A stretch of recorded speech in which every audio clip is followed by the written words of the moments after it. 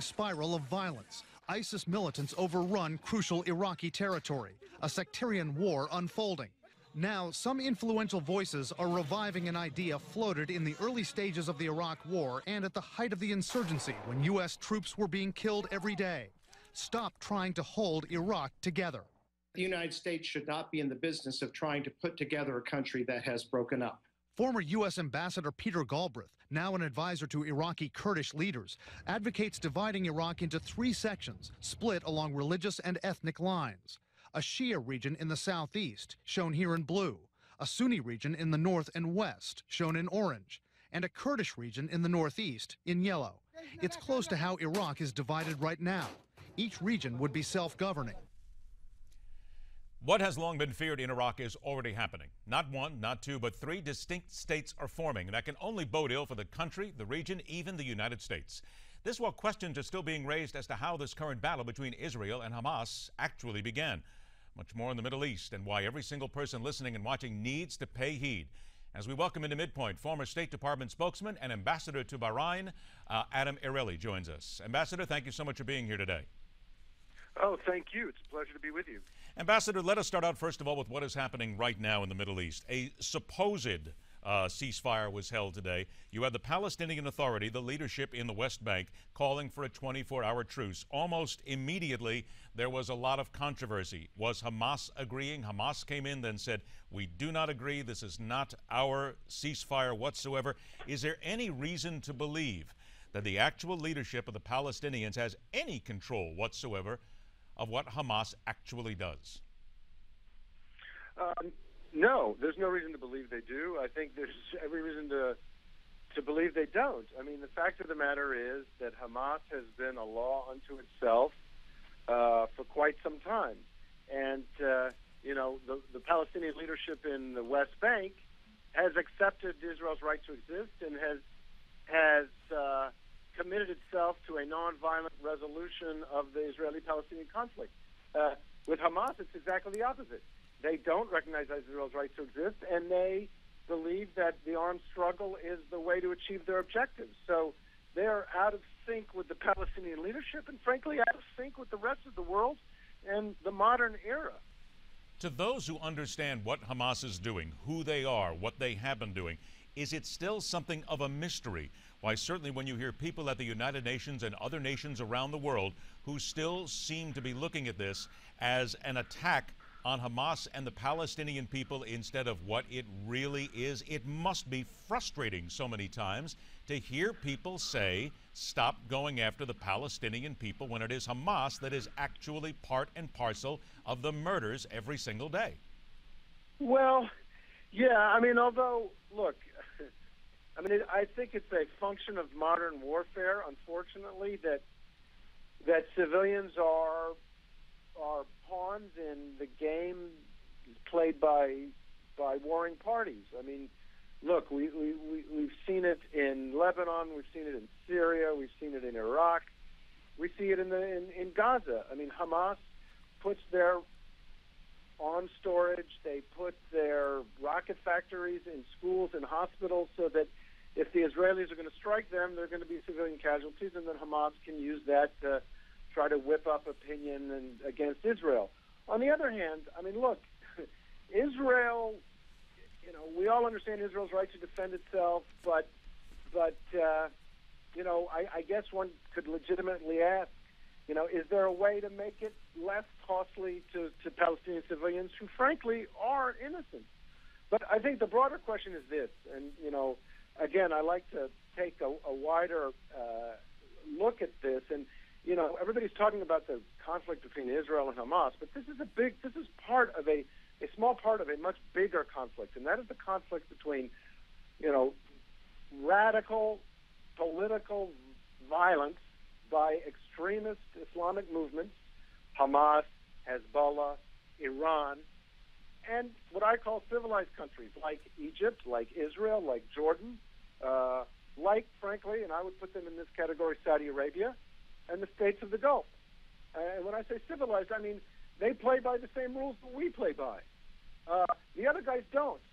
And if you just focus on Hamas and you just focus on this conflict, you're missing the bigger picture. And the bigger picture is a concerted effort to destabilize our allies and to spread their version of intolerant, absolutist religious rule. And the center of gravity of that is Tehran. Okay, then let's take that as a given. I want to stop you and interrupt you for a moment here. Let's take all of what you've said as a given here. Now, you started to get to it, and you mentioned Tehran. My question then is, if you're in your experience and what you know, where then is the starting point? If the starting point then is not simply to go after Hamas, because you mentioned others, where do you then focus, whether it's American interests, whether it's the EU getting involved, whether it's anybody actually having a part to stop this? Where do you begin? Well, I think you begin in Tehran, and I think for many years we had a strong policy of isolating Iran, of doing what we can to weaken the regime. I think that policy has eased off a bit of late, and I think that's a mistake. And I think we're seeing that in the survival of al-Assad, in the breaking up of Iraq, and in the conflict in Gaza. And look, none of this shit, excuse my language, none of this stuff would be happening if there weren't arms and money and soldiers and technical advice coming out of Tehran and going to all these places. Make no mistake. Now, you're moderating a congressional briefing today entitled Iraq Crisis and U.S. Interests, Iran's Meddling, Maliki's Role, and the Path Ahead. So what's the intent of this briefing? What will come out of it that will be of substance in your hope? Well, I think part of it is just awareness building. I mean, we're going to the Hill. We're going to be talking about this issue. I think a lot of people don't see the forest through the trees. They just see the trees. But there is how should I put it? There is a thread, a common element that runs through all of this. And that's, I think, what we're going to be discussing and trying to make people aware of. Is that just it, though? You said make people aware, but is awareness the single biggest thing that has to happen here? Because it seems no matter how many times we talk about this, it does seem as if American interests and certainly the American government is simply clueless many times in how to proceed. And this would, of course, speak to John Kerry, who many say was completely ineffective in any sort of peace process he had in the last week. Yeah, good point. I mean, awareness is the first step towards a cure. And you also, obviously, once made aware, have to be motivated to take action. And that's why, frankly, we're doing it on the Hill. Because members of Congress and citizens who they represent have a critical role to play in trying to get things on the right track. When we talk about John Kerry here, I wanted to get your opinion, certainly as someone who's been an ambassador, you know the region. What is your opinion then of what John Kerry has or has not done thus far in Gaza and the Middle East? I think he's trying hard. But he hasn't, I don't think he has very much to show for his efforts. And that's a problem. Part of it is, I don't know that it's all his fault, frankly. I mean, look, he's got a pretty weak hand to play. People in the Middle East we don't have a lot of leverage with them. Because it's like, what can you do to either help us or hurt us? And the answer, unfortunately, is neither. Then how do we then get to the point to have somebody in the Middle East, in authority, listen to us and at least attempt to reconcile with us what needs to be done? Seems to me as if we're repairing bridges here that may have been destroyed for decades, and still we may not be trying to actually deal with the right people sometimes. Yeah, well, I mean, I don't think it's bridges that have been destroyed for decades. I think it's bridges that have been burned in the last 6 years, unfortunately. And, I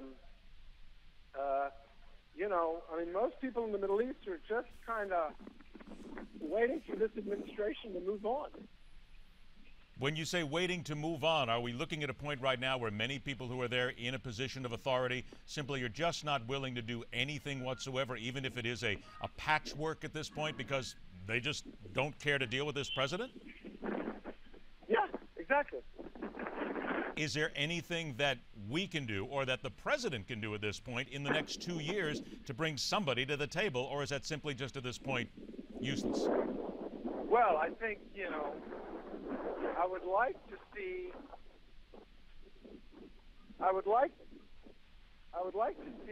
the president stop this dance with Iran over the nuclear program and get tough. Because absent that, I don't see any significant change in either Iranian behavior or the ability of their surrogates to act against U.S. interests in the region. Then we're going to have to stop it right there. Ambassador Adam Ereli, we thank you so much for joining us. I know that you're on your way right now to a congressional briefing. We'll have to check in and see how things went. Thanks for your time. All right, thank you. All right, later in the hour, why Republicans need to stop thinking about a Mitt Romney candidacy in 2016. That and a whole lot more as we continue on MidPoint, where we question everything.